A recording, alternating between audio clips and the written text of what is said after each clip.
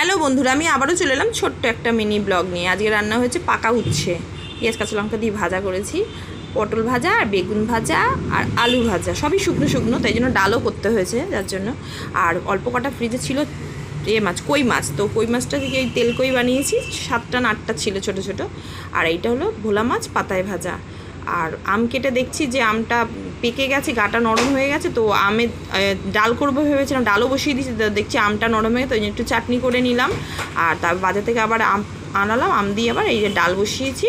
এই হলো আজকের মেনু। কার কার ভালো লাগে টক ডাল খেতে আর আমের চাটনি? আমার তো ভীষণ ভালো লাগে।